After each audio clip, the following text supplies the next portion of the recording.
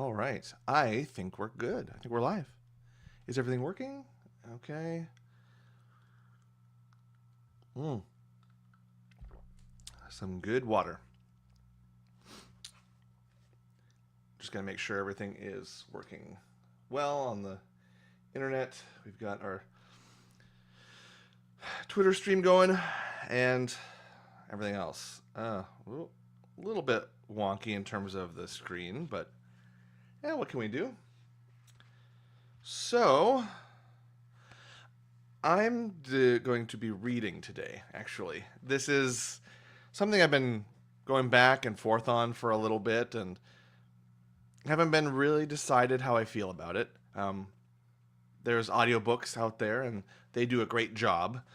And there's all sorts of manner in which you can read a book yourself or listen to a book. And it's just, all of those are important. And I think what eventually turned me is that this is not what this is. I'm going to be reading from Simon Armitage's translation of Sir Gawain in The Green Knight.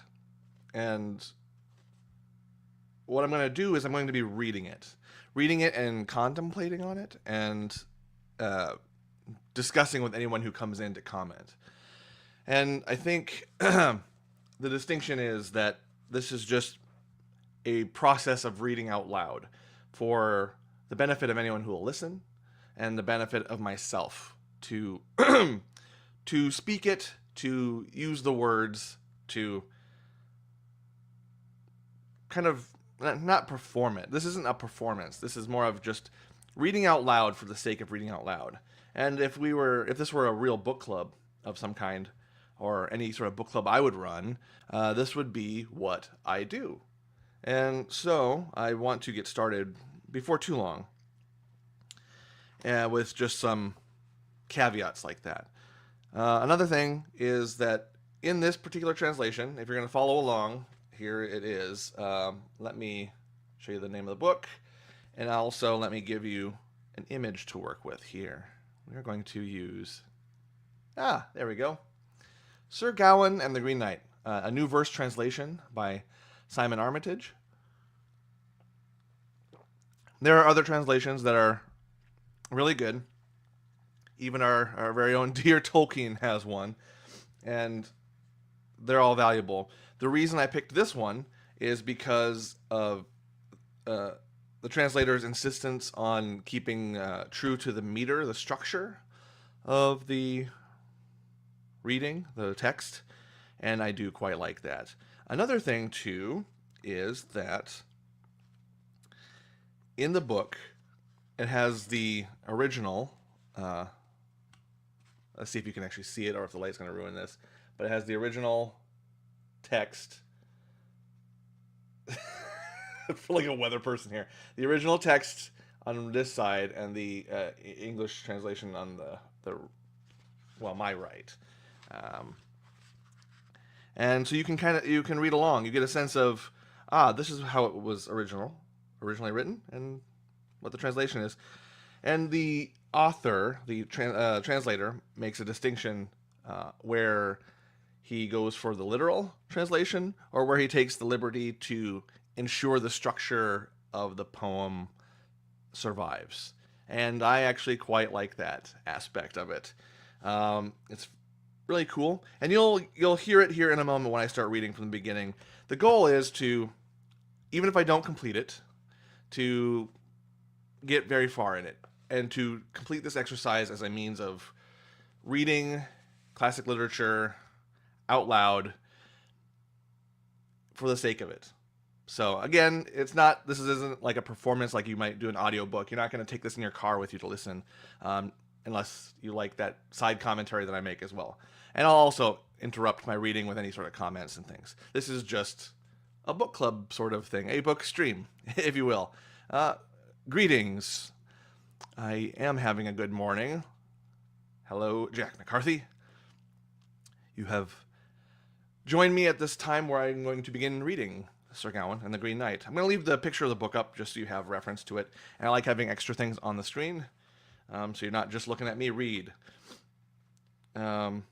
I recommend, if you're going to follow along, to follow along with that particular copy and to read the introduction by Simon Armitage himself, where he goes into the defense of why he translated the way he did. Let me find the first part, or fit one. Okay. Whew.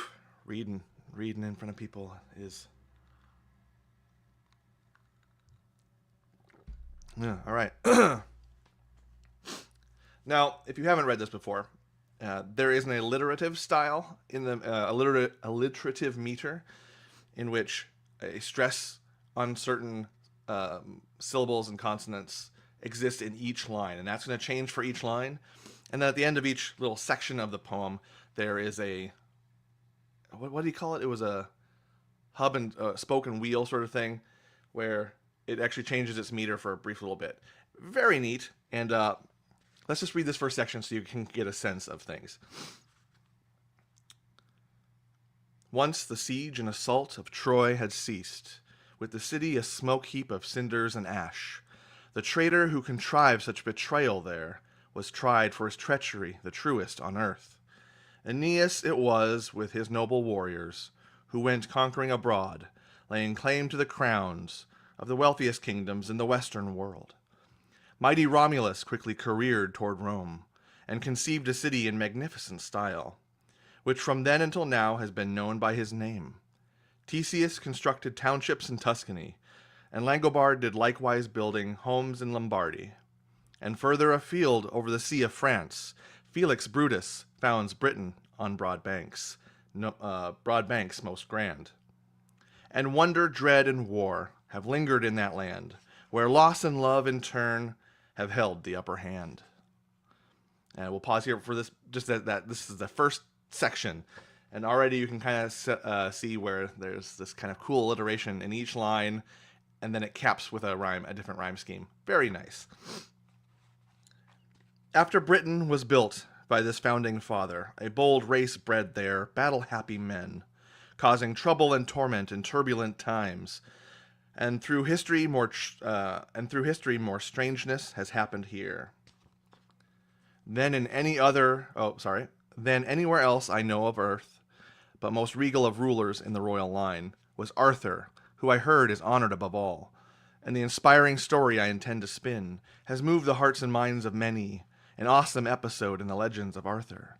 So listen a little while to my tale, if you will, and I'll tell you it is as it's told in the town where it's tripped. Already some problems this morning. Forgive me. Let's back it up a little bit. So listen a little while to my tale, if you will, and I'll tell it as it's told in the town where it trips from the tongue. As it has been inked in stories bold and strong, where loyal letters inked have lasted loud and long.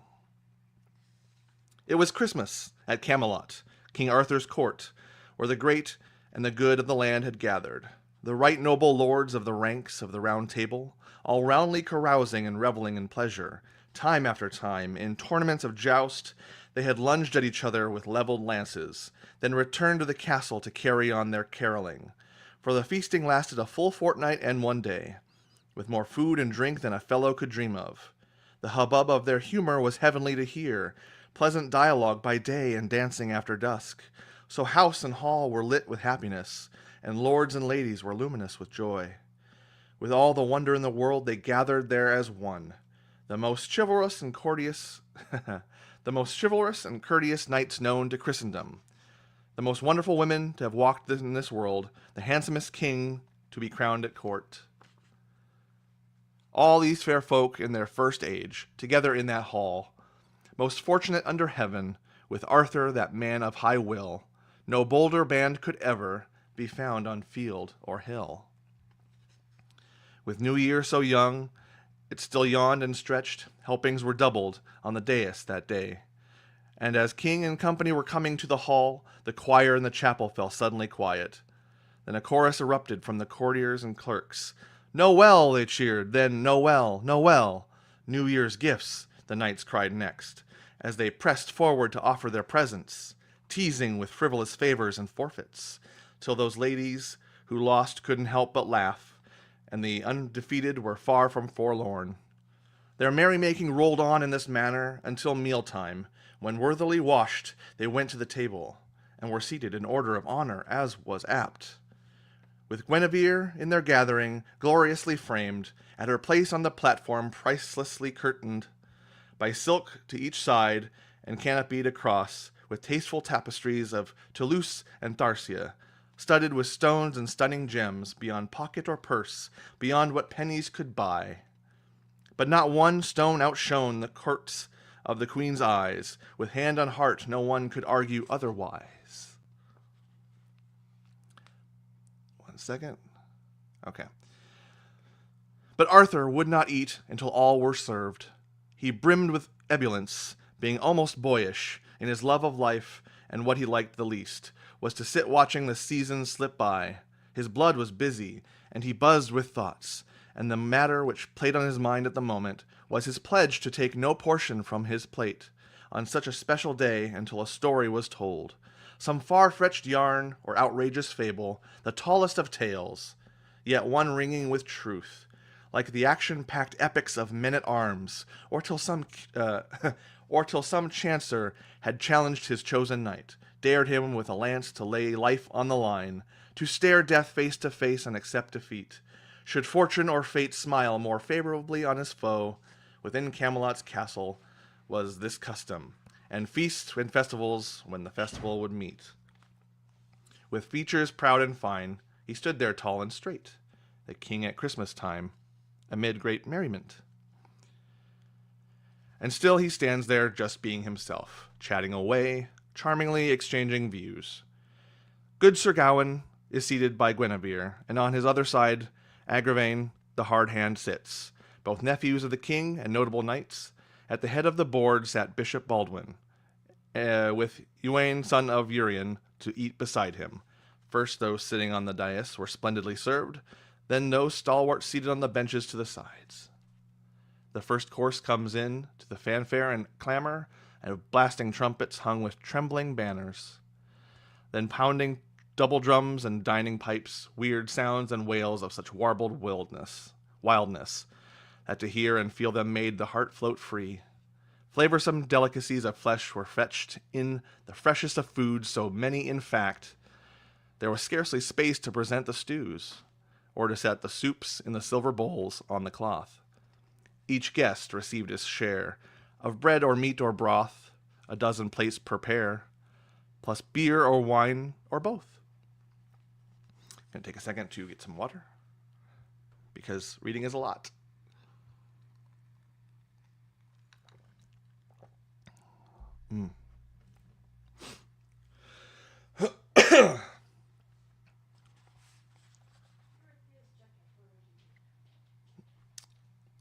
All right, let's see. Now, on the subject of supper, I'll say no more, as it's obvious to everyone that no one went without, because another sound, a new sound, suddenly drew near, which might signal the king to sample his supper. For barely had the horns finished blowing their breath, and with starters just spooned to the seated guests, a fearful form appeared, framed in the door, a mountain of a man, immeasurably high, a hulk of a human from head to hips, so long and thick in his loins and his limbs, I should genuinely judge him to be half giant, or a most massive man, the mightiest of mortals, but handsome too, like any horseman worth his horse. For despite the bulk and brawn of his body, his stomach and waist were slender and sleek. In fact, in all features he was finely formed, it seemed. Amazement seized their minds. No soul had ever seen a knight of such kind, entirely emerald green.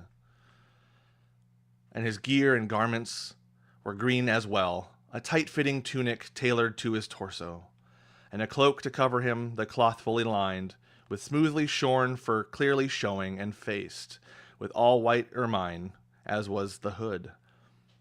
Worn shawl on his shoulder slipped from his head. On his lower limbs his leggings were also green. Wrapped closely around his calves and his sparkling spurs were green gold strapped with stripy silk, and were set on his stockings, for this stranger was shoeless. In all vestments he revealed himself veritably verdant, from his belt hooks and buckle to the baubles and gems arrayed so richly around his costume. and adorning the saddle, stitched onto silk. All the details of his dress are difficult to describe.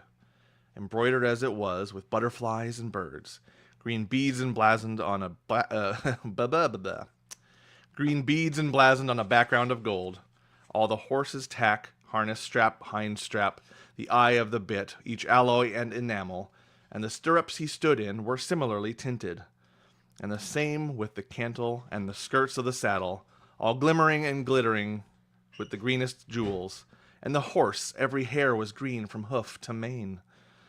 A steed of pure green stock, each snort and shudder strained.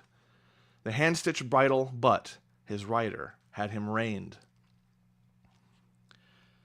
The fellow in green, in fine fettle, the hair of his head was as green as his horse, fine flowing locks which fanned across his back, plus a bushy green beard growing down to his breast, which hung with the splendid hair from his head, and was loped in a line at elbow length.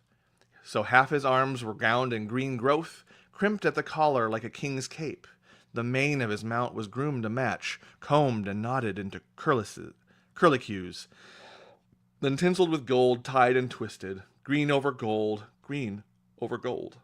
The fetlocks were finished in the same fashion, with bright green ribbon braided with beads, as was the tail to its tippity tip, and a long tied thong lacing it tight, where bright and burnished gold bells chimed clearly. No waking man had witnessed such a warrior, or weird war horse, otherworldly yet flesh and bone. His look was lightning bright, and those who glimpsed its glow, it seemed no man there might survive his violent blow. It seemed no man there might survive his violent blow. Nice. Maybe it's the morning, and if it's hard to tell, I'm sorry, but I just take a lot of pleasure in reading the way these verses are structured. Just backing it up a little bit to a couple lines previously. So 91, 92, 93, 94, 95.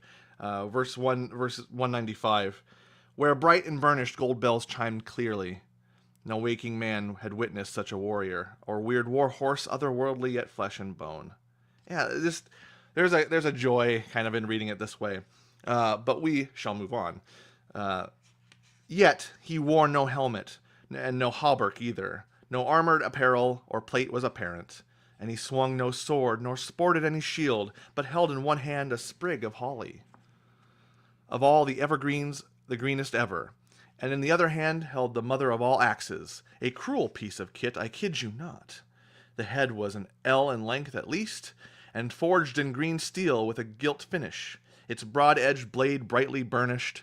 It could shear a man's scalp and shave him to boot. The handle which fitted that fiend's great fist was inlaid with iron end to end, with green pigment picking out impressive designs from stock to neck, where it stopped with a knot. A lace was looped the length of the haft, trimmed with tassels and tails of string, fastened firmly in place by forest green buttons. And he canters through that crowded hall, towards the top table, not the least bit timid, cocksure of himself sitting high in the saddle. And who, he bellows, without breaking breath, is governor of this gaggle? I'll be glad to know it's with him and no other that I'll hold a pact. He held them with his eyes, and looked from right to left, not knowing of those knights which person to respect. The guests looked on, they gaped, and they gawked, and were mute with amazement. What did it mean that human and horse could develop this hue, should grow to be grass green, or greener still, like green enamel emboldened by bright gold? Some stood and stared, then stepped a little closer, drew near to the knight to know his next move. They'd seen some sights, but this was something special, a miracle or magic, or so they imagined. Yet several of the lords were like statues in their seats, left speechless and rigid, not risking a response. The hall fell hushed, as if all who were present had slipped into sleep or some trance-like state. No doubt. Not all were stunned and stilled by dread, but duty bound to hold their tongues until their sovereign could respond. Then the king acknowledged this curious occurrence, cordially addressed him, keeping his cool. "A warm welcome, sir, this winter's night. My name is Arthur. I am head of this house. Won't you slide from saddle and stay a while? And the business which brings you we shall learn of later." "No," said the knight, "by him in highest heaven. I am not here to idle in your hall this evening, but because your acclaim is so loudly chorused, and your castle and brotherhood are called the best, the strongest men to ever mount the saddle, the worthiest knights ever known to the world, both in competition and true combat. And since courtesy, so it's said, is championed here, I'm intrigued and attracted to your door at this time. Be assured, by this holly stem here in my hand, that I mean no menace, so expect no malice. For if I'd slogged here tonight to slay and slaughter, my helmet and hauberk would be at home, and my sword and spear would be here at my side. And more weapons of war as I'm sure you're aware. I'm clothed for peace, not kitted out for conflict. But if you're half as honorable as I've heard folks say, you'll gracefully grant me this game which I ask for by right." Then Arthur answered, "Knight, most courteous if you claim a fair and unarmored fight, we'll see you have the same. I'm spoiling for no scrap, I swear. Besides, the bodies on these benches are just bum-fluffed bairns. If I'd ridden to your castle rigged out for a ruck, these lightweight men wouldn't last a minute. But it's Yuletide, a time of youthfulness, yes? So at Christmas in this court I lay down a challenge. If a person here present within these premises is as big or as bold or red-blooded enough to strike me one stroke and be struck in return, I shall give him as a gift this gigantic cleaver, and the axe shall be his to handle how he likes. I'll kneel, bare my neck, and take the first knock. Who has the gall, the gumption, the guts? Who will spring from his seat and snatch this weapon? I offer the axe. Who will have it as his own? I'll afford one free hit, from which I won't flinch, and promise that 12 months will pass in peace. Then claim the duty I deserve. In 1 year and 1 day, does no one have the nerve to wager in this way? If flustered at first, now totally foxed, were the household and the lords, both the high-born and the low, still stirruped, the knight swiveled around in his saddle, looking left and right, his red eyes rolling beneath the bristles of his bushy green brows, his beard swishing from side to side. When the court kept its counsel, he cleared his throat and stiffened his spine. Then he spoke his mind. "So here is the house of Arthur," he scoffed, "whose virtues reverberate across vast realms. Where's the fortitude and fearlessness you're so famous for? And the breathtaking bravery and the big-mouth bragging? The towering reputation of the Round Table? Skittled and scuppered by a stranger. What a scandal! You flap and you flinch, and I've not yet raised a finger." Then he laughed so loud that their leader saw red. Blood flowed to his fine-featured face, and he raged inside. His men were also hurt. These words had pricked their pride, but born so brave at heart, the king stepped up one stride. "Your request," he countered, "is quite insane, and folly finds the man who flirts with a fool. No warrior worth his salt would be worried by your words, so in heaven's good name hand over the axe, and I'll happily fulfill the favor you ask." He strides to him swiftly and seizes his arm. The man dismounts in one mighty leap. Then Arthur grips the axe, grabs it by its haft, and takes it above him, intending to attack. Yet the stranger before him stands up straight, highest in the house, by at least a head. Just stands there sternly, stroking his beard, drawing down his coat, countenance undaunted, about to be bludgeoned, yet no more bothered than a guest at the table being given a goblet of wine. By Guinevere, Gawain now to his king inclines, and says, "I stake my claim, may this melee be mine." "Should you call me courteous lord," says Gawain to his king, "to rise from my seat and stand by your side, politely take leave of my place at the table, and quit without causing offense to my queen, then I would come to your counsel before this great court, for I find it unfitting, as my fellow knights would, when a deed of such daring is dangled before us, that you take on this trial, tempted as you are, when brave, bold men are seated on these benches, men never matched in the mettle of their minds, never beaten or bettered in the field of battle. I'm weakest of your warriors and feeblest of wit. Loss of my life would be least lamented. Were I not your nephew, my life would mean nothing. To be born of your blood is my body's only claim. Such a foolish affair is unfitting for a king, so being first to come forward, it should fall to me. And if my proposal is improper, let no other person stand blame. The knighthood, then unites, and each knight says the name. The knighthood then unites, and each knight says the same. Their king can stand aside and give Gawain the game. So the sovereign instructed his knight to stand. Getting to his feet, he moved graciously forward and knelt before Arthur, taking hold of the axe. Letting go of it, Arthur then held up his hand to give young Gawain the blessing of God, and hope he finds firmness in his heart and fist. Take care, young cousin, to catch him cleanly. Use full-blooded force, then you needn't fear the blow which he threatens to trade in return. Gawain, with the weapon, walked towards the warrior, and they stood face to face, not one man afraid. Then the Green Knight spoke, growled at Gawain.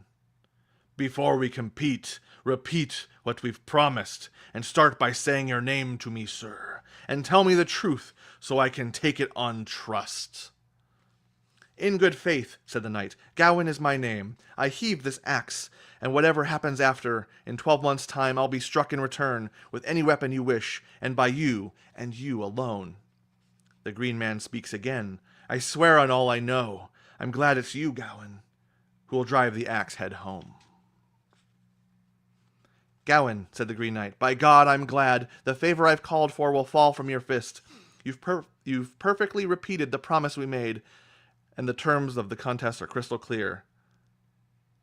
Hold on. I have to back up slightly because I did voice. Bear with me. Gawain, said the Green Knight, by God, I'm glad. The favor I've called for will fall from your fist. You've perfectly repeated the promise we made, and the terms of the contest are crystal clear. Except for one thing, you must solemnly swear that you'll seek me yourself, that you'll search me out to the ends of the earth to earn the same blow as you'll dole out today in this decorous hall.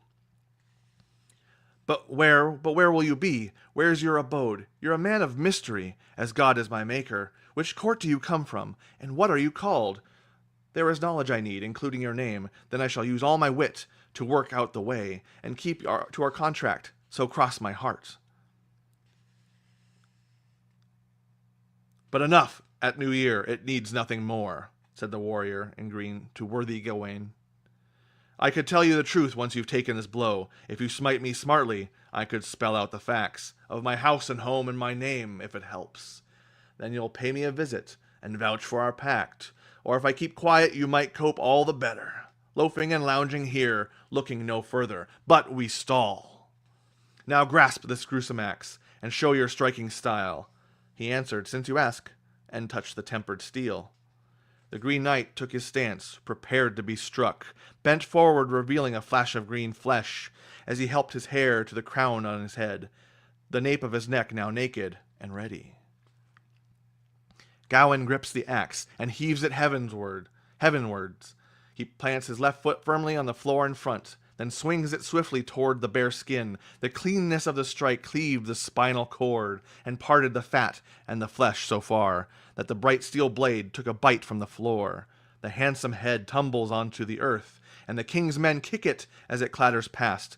Blood gutters brightly against his green gown, yet the man does not shudder or stagger or sink, but trudges towards them on those tree-trunk legs, and rummages around, reaches at their feet, and cops hold of his head, and hoists it high, and strides to his steed, snatches the bridle, steps into the stirrup and swings into the saddle, still gripping his head by a handful of hair.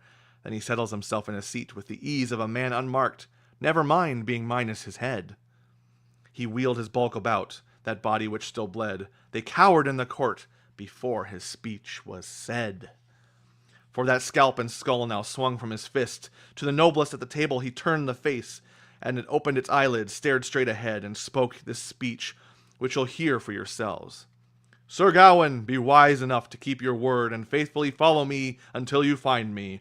As you vowed in this hall with the hearing of these horsemen, you're charged with getting to the Green Chapel.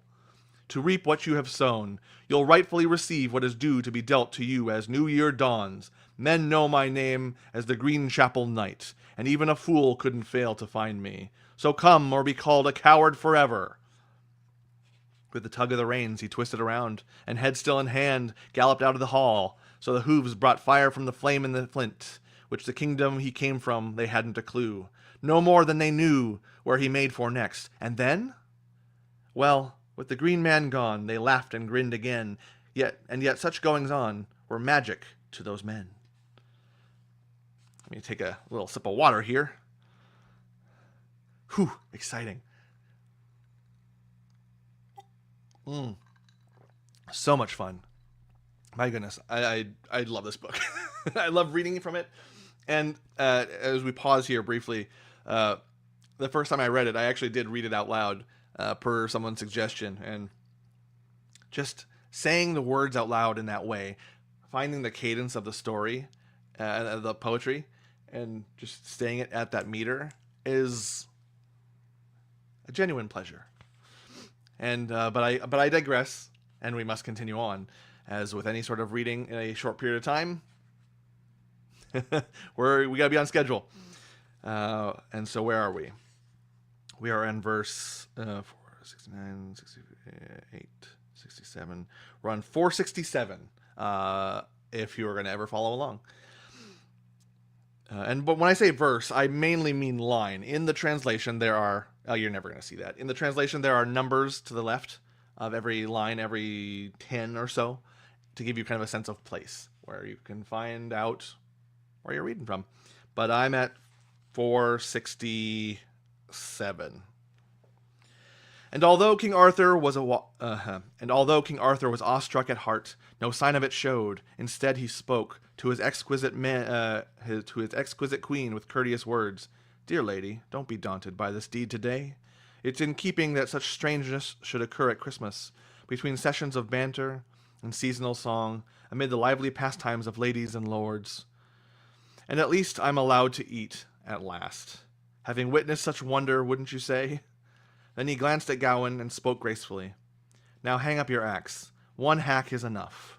So it dangled from the drape behind the dais, so that men who saw it would be mesmerized and amazed, and give voice on its evidence to that stunning event. Then two of them turned and walked to the table, the monarch and his knight, and men served the meal. Double dishes apiece, rare delicacies, all manner of food, and the music of minstrels, and they danced and they sang until the sun went down that day. But mind your mood, Gawain, lest dread make you delay, or lose this lethal game you've promised you will play. And that's the end of what's referred to as Fit 1.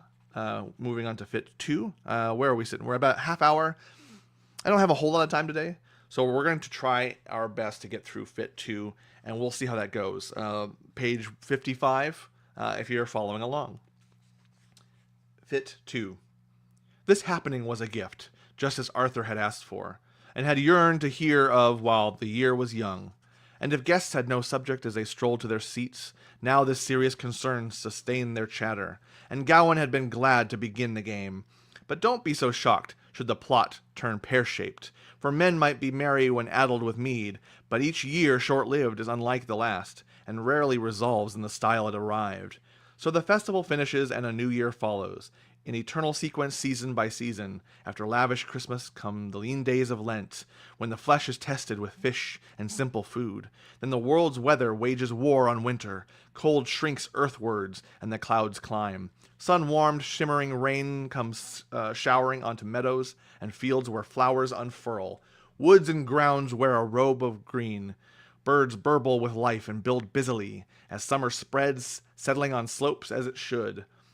Now every hedgerow brims with blossom and with bud, and lively songbirds sing from lovely leafy woods. So summer comes in season with its subtle airs, when the west wind sighs among the shoots and seeds, and those plants which flower and flourish are a pleasure, as their leaves let drip their drink of dew, and they sparkle and glitter when glanced by sunlight. Then autumn arrives to harden the harvest, and with it comes a warning to ripen before winter.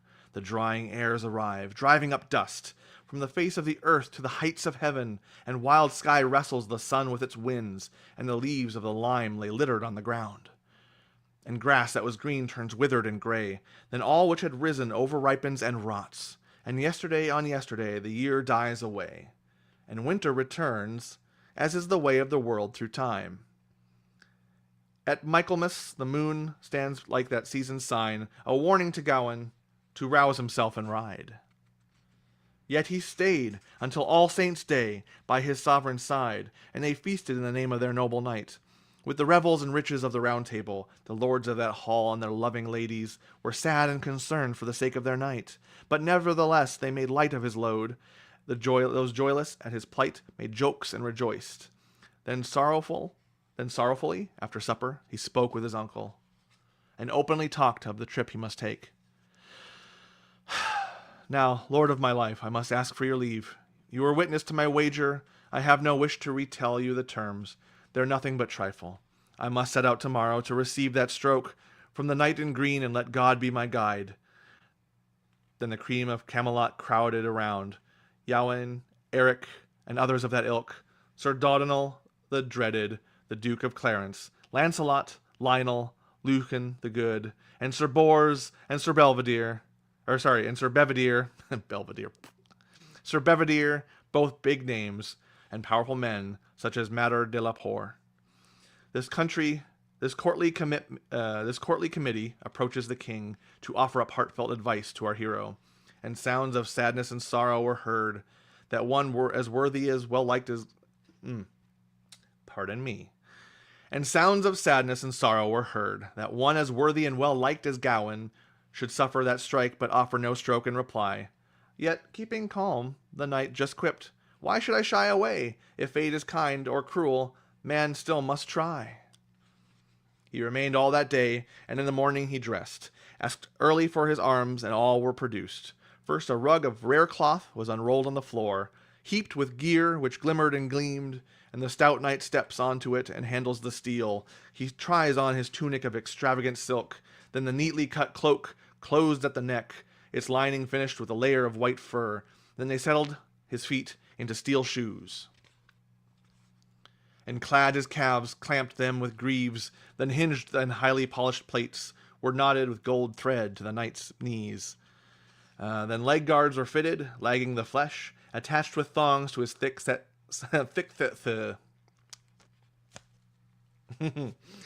then leg guards were fitted, lagging the flesh, attached with thongs to his thick-set thighs. Then comes the suit of shimmering steel rings encasing his body and his costly clothes, well-burnished braces to both of his arms, good elbow guards, and glinting metal gloves, all the trimmings and trappings of a knight tricked out to ride. A metal suit that shone, gold spurs which gleam with pride, a keen sword swinging from the silk belt to his side. Fastened in his armor, he seemed fabulous, famous, every link looking golden to the very last loop. Yet for all that metal, he still made it to mass, honored the Almighty before the high altar. After which he comes to the king and his consorts, and asks to take leave of the ladies and lords. They escort and kiss him, and commend him into Christ. Now Gringolet is rigged out, and ready to ride, with a saddle that flickered with fine gold fringes, and is set with new studs for that special occasion. The bridle was bound with stripes of bright gold. The apparel of panels were matched in appearance to the color of the saddle bows, and copper and cover, and nails of red gold were arrayed all around, shining splendidly like splintered sunlight. Then he holds up his helmet and hastily kisses it. It was strongly stapled, and its lining was stuffed, and sat high on his head, fastened behind, with a colorful cloth to cover his neck, embroidered and bejeweled with brilliant gems, on the broad silk border, and with birds on the seams, such as painted parrots perched among periwinkles, and turtle doves and true love's knots, tightly entwined, as if women had worked at it 7 winters at least. The diamond diadem was greater still. It gleamed with flawless flashing gems, both clear and smoked, it seemed. Then they showed him the shining scarlet shield, with its pentangle pinted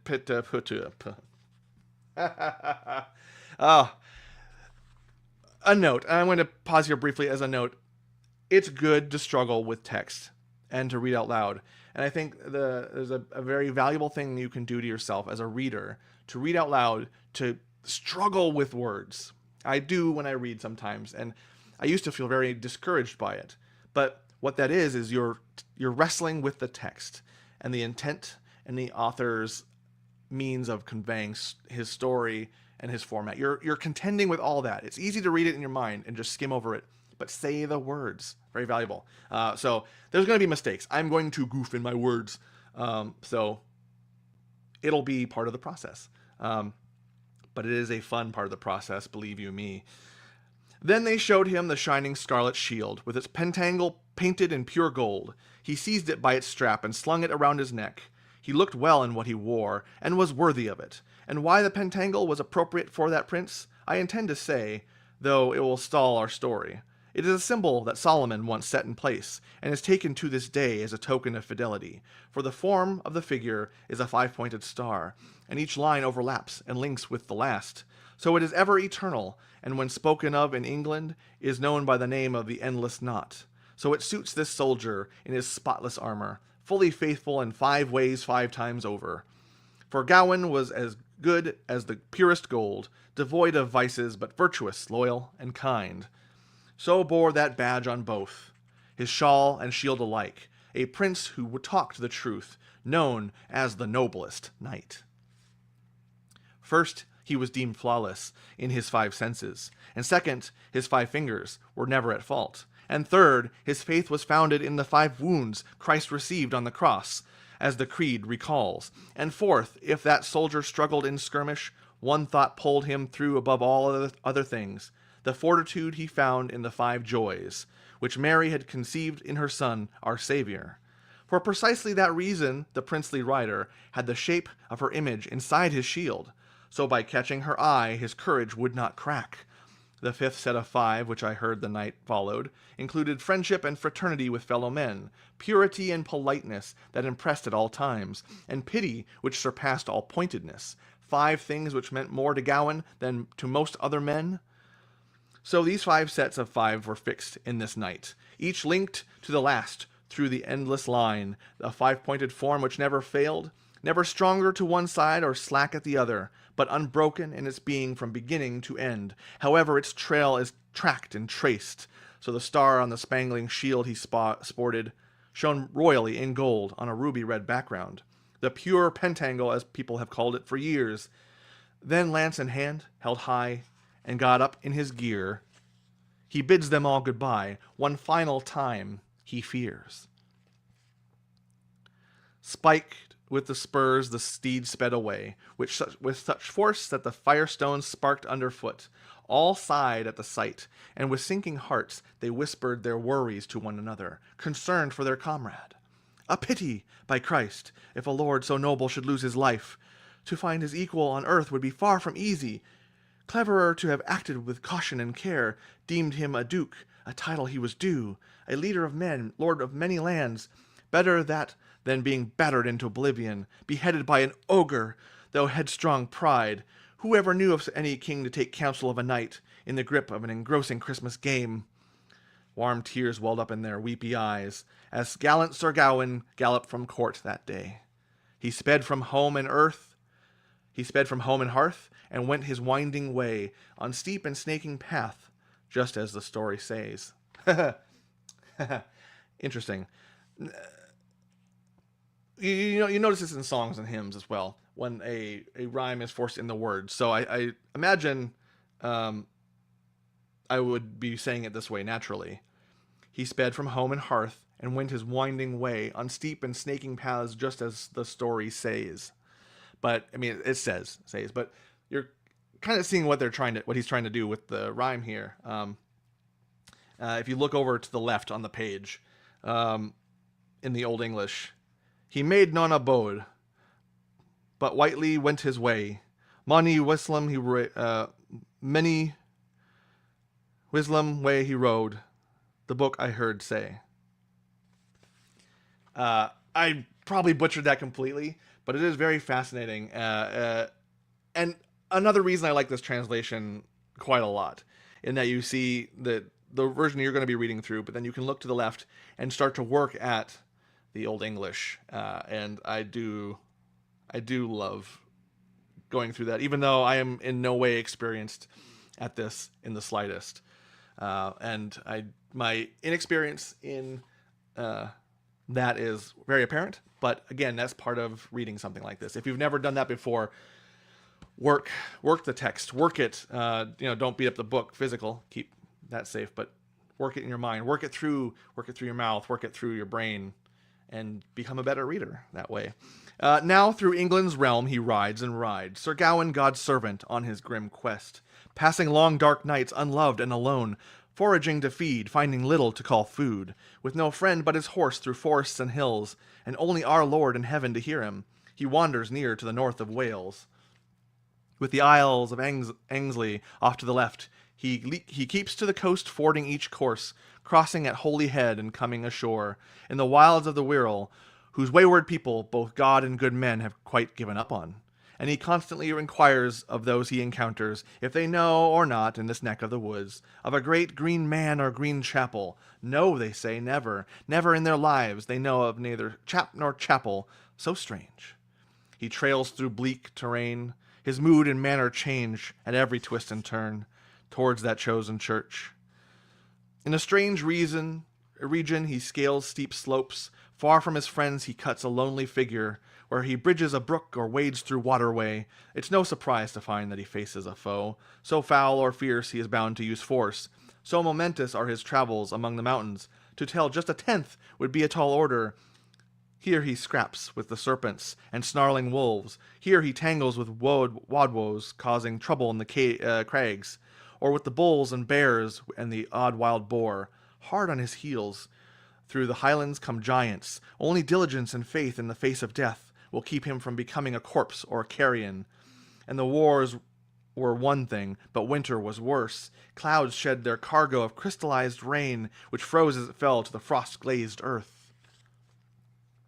Nearly slain by sleet, he slept in his armor, bivouacked in the blackness among the bare rocks, where meltwater streamed from the snow-capped summits, and high overhead hung chandeliers of ice. So in peril and pain Sir Gawain made progress, crisscrossing the countryside until Christmas Eve. Then, at that time of tiding, he prayed to the highest heaven, let Mother Mary guide him toward some house or haven. That morning he moves on, skirts to the mountainside, descends a deep forest, densely overgrown, with vaulting hills to each half of the valley, and ancient oaks in huddles of hundreds. Hazel and hawthorn are interwoven, decked and draped in damp, shaggy moss, and bedraggled birds on bare, black branches pipe pitifully into the piercing cold. Under cover of the canopy he girded Gringolet, through mud and marshland a man all alone, concerned and afraid in case he should fail in the worship of our deity, who on that date was born the virgin son to save our souls. He prayed with heavy heart, Father, hear me, and Lady Mary, our mother most mild, let me happen on some house where mass might be heard, and matins in the morning meekly I ask, and here I utter my pater, ave, and creed. He rides the path and prays, dismayed by his misdeeds, and signs Christ's cross and says, be near me in my need.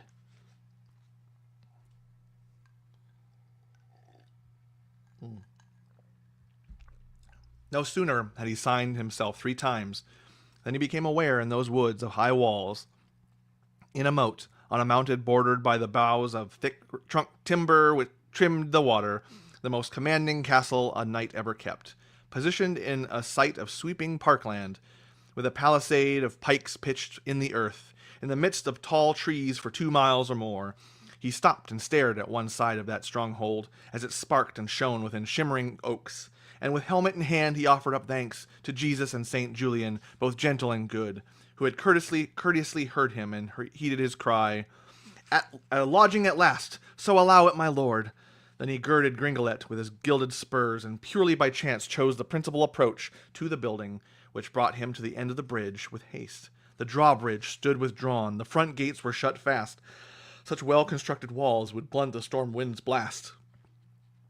In the saddle of his steed he halts on the slope of the delving moat with its double ditch. Out of water of wondrous depth the walls then loomed overhead to a huge height, course after course of crafted stone. Then battlements embellished in the boldest style, and turrets arranged around the around ramparts. Trampets. Reading is very special. It's a very interesting thing. And in my age, sometimes letters get mixed up. But that's what we do. Then battlements embellished in the boldest style, and turrets arranged around the ramparts. With lockable loopholes set into lookouts, the knight had not seen a more stunning structure. Further in, his eye was drawn to a hall attended architecturally by many tall towers, with a series of spires spiking the air, all crowned and by carvings exquisitely cut. Uncountable chimneys, the color of chalk, rose from the roof and sparked in the sun. So perfect was that vision of painted pinnacles clustered within the castle's enclosure, it appeared that the place was cut from paper. Then a notion occurred to that noble knight, to seek a visit, get invited inside, to be hosted and housed, and all the holy days remain. Responding to his call, a pleasant porter came, a watchman on the wall, who welcomed Sir Gawain. "Good morning," said Gawain. "Will you go with a message to the lord of this house to let me have lodging?" "By St. Peter," said the porter, "it'll be my pleasure, and I'll warrant you'll be welcome for as long as you wish." Then he went his way, but came back at once, with a group who had gathered to greet the stranger. The drawbridge came down, and they crossed the ditch, and knelt in the frost in front of the knight, to welcome this man in a way deemed worthy. Then they yielded to their guest, yanked open the gate. Excuse me. Reading is tough.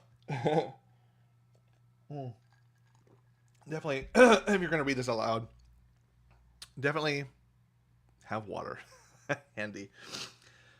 Let's back it up ever so slightly. And then they yielded to their guest, yanked open the gate, and bidding them to rise, he rode across the bridge. He was assisted from the saddle by several men, and the strongest among them stabled his steed. Then knights and the squires of knights drew near to escort him with courtesy into the castle. As he took off his helmet, many hasty hands stretched to receive it and to serve this noble knight. And his sword and his shield were taken aside. Then he made himself known to the nobles and knights, and proud fellows pressed forward to confer their respects. Still heavy with armor, he was led to the hall, where a fire burned bright with the fiercest flames. Then the master of the manor emerged from his chamber to greet him in the hall with all due honor, saying, "Behave in my house as your heart pleases. To whatever you want, you are welcome. Do what you will." "My thanks," Gawain exclaimed. "May Christ reward you well." Then firmly like good friends, arm into arm, they fell. Gawain gazed at the lord who greeted him so gracefully, the great one who governed this grand estate, powerful and large in the prime of his life, with a bushy beard as red as a beaver's, steady in his stance, solid of build, with a fiery face and fine conversation. And it suited him well, so it seemed to Gawain, to keep such a castle and captain his knights. Quickly the lord escorts him to his quarters, insisting a servant be assigned to assist Gawain. And many were willing to wait on his word. They brought him to his bedroom, beautifully furnished, with fine silk fabrics finished in gold, and curious coverlets lavishly quilted, in bright ermine and embroidered to each border. Curtains ran on cords through red gold rings. Tapestries from Toulouse and Turkestan were fixed against the walls and fitted underfoot. With humorous banter, Gawain was helped out of his chain-mail coat and costly clothes. Then they rushed to bring him an array of robes of the choicest cloth. He chose and changed, and as soon as he stood in that stunning gown, with its flowing skirts which suited his shape, it almost appeared to the persons present that spring with its spectrum of colors had sprung. So alive and lean were that young man's limbs, a nobler creature Christ had never created, they declared. This knight, whose country was unclear, now seemed to them by sight a prince without a peer, in fields where fierce men fight. In front of the flaming fireside a chair was pulled into place for Gawain and padded, with covers and quilts all cleverly stitched. Then a cape was cast across the knight, of rich brown cloth with embroidered borders, finished inside with the finest furs, ermine to be exact, and a hood which echoed it. Resplendently dressed and resplendently dressed, he settled in his seat. As his limbs thawed, so his thoughts lightened. Soon a table was set on sturdy trestles, covered entirely with a clean white cloth, and cruel salt and silver spoons, and in a while he washed and went to his meal. Staff came quickly and served him in style, with several soups all seasoned to taste. Double helpings as was fitted, and feast of fish, some baked in bread, some browned in over flames, some boiled or steamed, some stewed in spices and subtle sauces which the knight savored. 4 or 5 times he called it a feast, and the courteous company happily cheered him along. On pennant's plates you dine, there's better board to come, the warming heady wine, than freed his mind for fun. Now, through tactful talk and tentative inquiry, polite questions are put to this prince. He responds respectfully and speaks of his journey from the court of Arthur, king of Camelot, the royal ruler of the Round Table. And he says they now sit with Gawain himself, who has come here at Christmas time quite by chance. Once the Lord has gathered that his guest is Gawain, he likes it so well that he laughs out loud. All the men in that manor were of the same mind, being happy to appear promptly in his presence. This person famed for prowess and purity, whose noble skills were sung to the skies, whose life was the stuff of legend and lore. Then Night spoke softly to Night, saying, "Watch now, we'll witness his graceful ways. Hear the faultless phrasing of flawless speech. If we listen, we'll learn the merits of language. Since we have in our hall a man of high honor, ours is a graceful and giving God, to grant that we welcome Gawain as our guest. As we sing of his birth, who was born to save us, we few shall learn a lesson here, in tact and manners true, and hopefully will hear love's tender language too."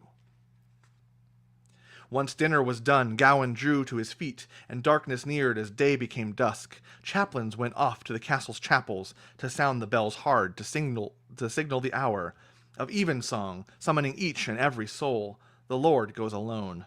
Then his lady arrives, concealing herself in a private pew. Gawain attends too, tugged by his sleeve. He is steered to a seat, led by the Lord, who greets Gawain by name as his guest. By the Lord, sorry, not... led by the Lord, who greets Gawain by name as his guest.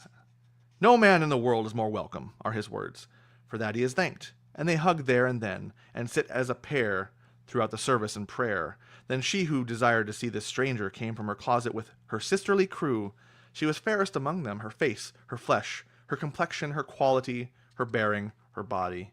More glorious than Guinevere, or so Gawain thought. And in the chancel of the church they exchanged courtesies. She was hand in hand with a lady to her left, someone altered by age, an ancient dame, well respected, it seemed, by the servants at her side. Those ladies were not the least bit alike. One woman was young, one withered with years. The body of the beauty seemed to bloom with blood. The cheeks of the crone were waddled and slack. One clothed in a handkerchief. One was clothed in a kerchief clustered with pearls, which shone like snow on the slopes of her upper breast and bright bare throat.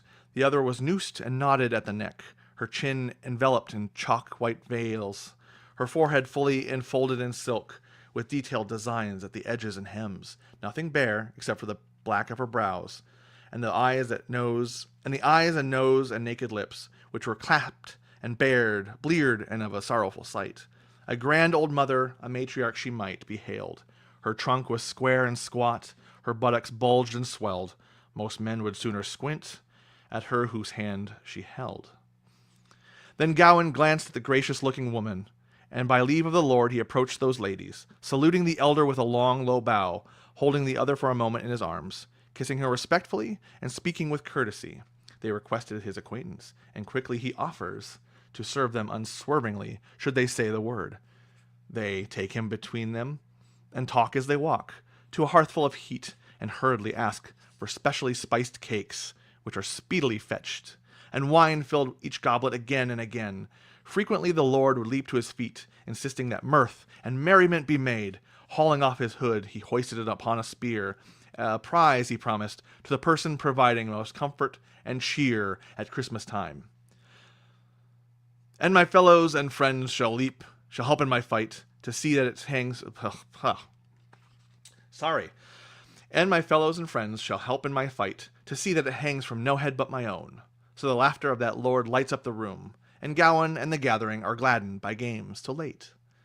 So late, his lordship said, that lamps should burn with light. Then blissfully bound for bed, Sir Gawain waved good night. So the morning dawns when man remembers the day our Redeemer was born to die, and every house on earth is joyful for Lord Jesus. Their day was no different, being a diary of delights. Banquets and buffets were beautifully cooked and dutifully served to diners at the dais. The ancient elder sat highest at the table, with the Lord, I believe, in the chair to her left. The sweeter one and Gawain took seats in the corner the center, and were first at the feast to dine. Then food was carried around, as custom decrees, and served each man as his status deserved. There was feasting, there was fun, and such feelings of joy as could not be conveyed by quick description, yet to tell it in detail would take too much time. But I'm aware that Gawain and the beautiful woman found such comfort and closeness in each other's company, through warm exchanges of whispered words, and refined conversation free from foulness, that their pleasure surpassed all princely sports by far. Beneath the din of drums, men followed their affairs, and trumpets trilled and thrummed, as those two tended theirs.